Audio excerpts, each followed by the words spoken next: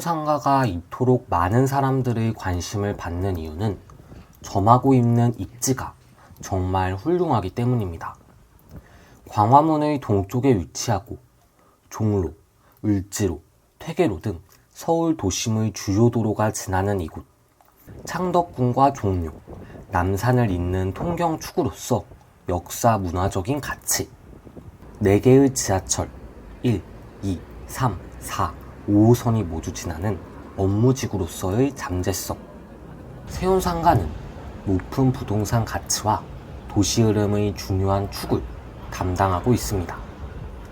세운상가를 이대로 방치하는 것은 글로벌 탑10 도시를 지향하는 서울로서 두고 볼 수 없는 일입니다. 세운상가는 금세기 반드시 풀어나가야 할 난제입니다.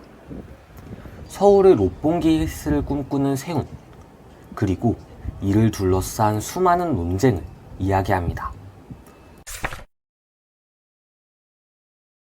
세계의 기운이 이곳으로 모이라. 다소 주술적인 기원을 가진 세운상가. 1966년 착공하고 68년 준공되었습니다. 세운상가는 세운전자상가부터 진양상가까지 7개의 건물을 모두 합쳐 통칭합니다. 전자상가, 호텔, 오피스 빌딩을 아우르는 꽤 광범위한 명칭입니다. 따라서 세운상가는 단독의 건물이 아닌 종로와 중구에 위치한 선형의 거대한 벽입니다. 처음 등장했을 당시 세운상가는 혁신적인 도시계획 프로젝트였습니다. 세운상가는 영락없는 도로의 위치입니다. 종묘와 남산을 연결하는 통경축이자 종로, 을지로, 퇴계로를 가로지르는 종형태의 도로 말입니다. 그런데 이 도로의 공간은 김수근이라는 천재 건축가는 다르게 해석했습니다. 빈 공간을 건물로 연결하여 사람들이 건물을 도로 삼아 이동하고 살고 즐기는 새로운 공간 개념을 선보였습니다. 이는 주상복합 단지라는 새로운 주거 형태의 시초가 되었으며 그 규모 또한 당시로서는 전례 없이 거대했습니다. 특히 전자상가는 당시 사회에 큰 충격이었습니다. 현대의 관점에서 보면 AI 박람회와 주거시설이 밀접하게 연계된 미래형 주거타운에 비견될 수 있습니다. 이처럼 세운상가는 유명인들의 거주지, 전자기기의 성지로 각광받으며 서울의 랜드마크로 자리 잡았습니다. 그러나 원대한 구상과 달리 현실적인 문제에 당면했습니다. 당시에는 대규모 주거시설을 체계적으로 운영할 수 있는 제도적 기반이 충분히 마련되지 않았습니다. 서울시는 대형 건설업자들 간의 조화로운 협업을 이끌어내지 못했고 각 건설업자들은 이윤 추구에 급급해 건축적 완성도가 떨어지는 건물들을 양산했습니다. 건물의 용적률은 1000% 이상, 건폐율은 100%를 초과하는 등 안전기준을 크게 벗어났습니다. 7년 전 D등급을 받았던 건물의 안전등급은 현재 2등급으로 추정되며 사실상 재난위험시설입니다. 더불어 세운상가가 가졌던 주상복합의 독자적 강점도 점차 상실되었습니다. 고급 주거 기능은 강남으로 이전되어 그 경쟁력이 크게 약화되었습니다. 박원순 시장은 도시 재생을 기조로 세운상가의 공중보행교를 복원했습니다. 이는 세운상가 초창기 계획의 일부였던 연결의 요소를 되살리는 시도였습니다. 그러나 공중보행교는 3층에만 설치되어 1층, 2층과의 유기적 연계가 이루어지지 못했습니다. 실제로 세운상가를 방문했을 때 가장 체감되었던 것이 이 점이었습니다. 저는 충무로역에서 내려 종묘 방향으로 공중보행교를 이용했습니다. 진양상가에서 3층으로 올라갔습니다.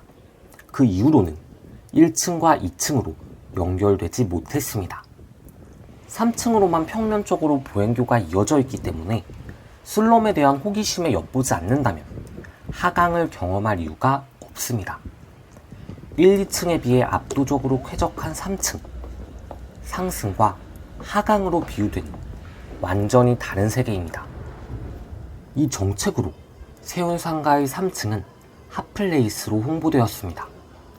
3층의 새로 입점한 식당과 카페만 혜택을 보았습니다.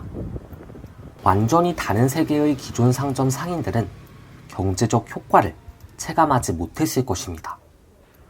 저는 공중보행교가 세운상가의 근본적인 해결책이라기보다는 과거의 기능과 목표를 표면적으로 복원하는 복고적 정책이라고 생각합니다. 시민들의 실제 필요와 상인들의 경제적 여건을 고려한 실효성 있는 정책이었는지에 대한 면밀한 검토가 부족했습니다.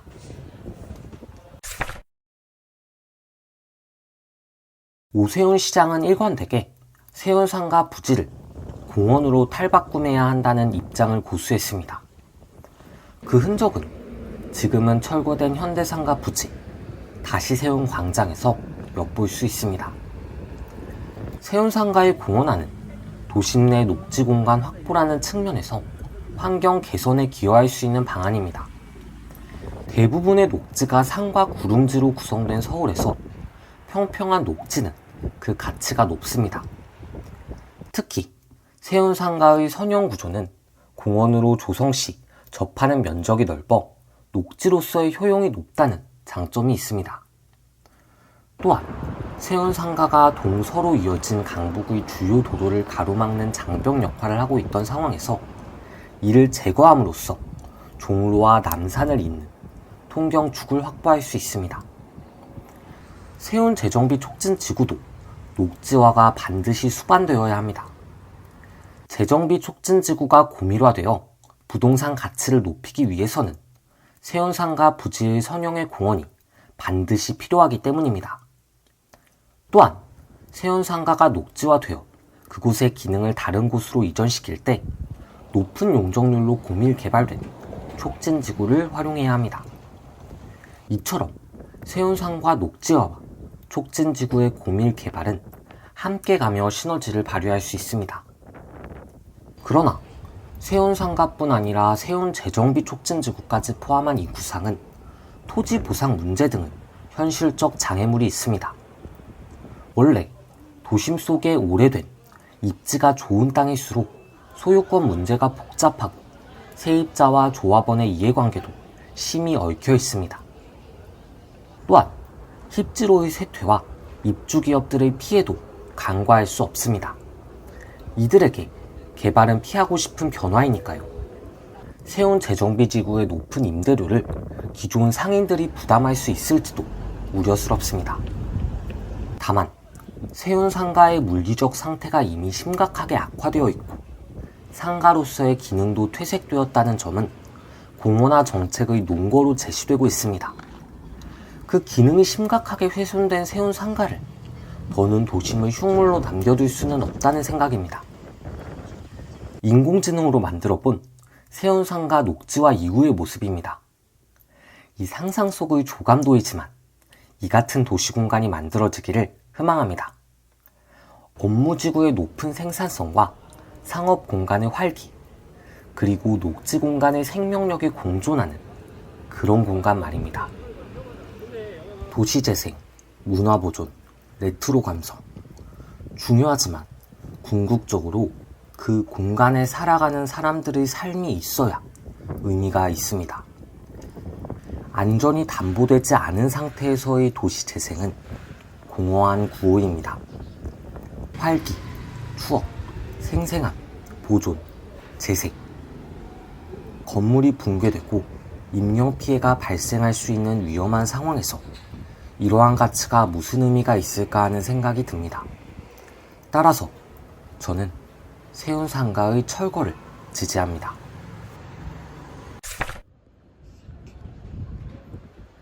공중보행교에 대해서는 임장 전과 후의 생각이 다릅니다.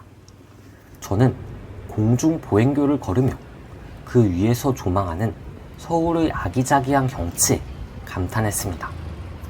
서울 시내 골목골목이 아름다웠고 고즈넉한 가게들이 눈을 즐겁게 했습니다. 이것이 레트로, 힙지로라고 부르는 매력이구나 싶었습니다. 남산타워, 종로타워 등 곳곳의 랜드마크를 발견하는 재미도 쏠쏠했습니다. 그래서 전 이 공중보행교를 철거하기에는 아깝다는 생각이 듭니다. 건물은 허물어 녹지 공간으로 만들더라도 공중의 보행교는 남겨두면 좋겠습니다. 건축학적으로 녹지 공간을 해치지 않으면서 보행교를 지탱할 수 있을지 무책임한 상상이지만 그냥 철거는 역시 아깝습니다. 그리고 철거가 확정되기 전 저는 몇 차례 더 방문하고 싶을 정도로 공중보행교 자체에 대한 인상은 나쁘지 않았습니다. 다만 그 좋은 인상이 1, 2층의 상권의 햇빛을 차단하고 그곳을 낙후시킴으로써 슬럼화시킴으로써 이룩한 것이라면 다소 불편한 마음에 걸음의 활기가 줄어드는 것도 사실입니다. 세운상가는 한국 현대 도시사의 중요한 사례로 그 시작은 혁신적이었으나 현재는 다양한 문제에 직면해 있습니다. 과거 두 시장의 상반된 접근법은 각각의 장단점이 있으나 가장 중요한 것은 시민의 안전과 실질적인 삶의 질 향상이어야 합니다. 향후 세운상가에 대한 정책은 단순한 이데올로기적 접근이 아닌 실효성과 안정성, 그리고 세운지구, 나아가 수도 서울의 성장을 종합적으로 고려한 방향으로 수립되어야 할 것입니다. 그럼 이것으로 영상을 마칩니다. 감사합니다.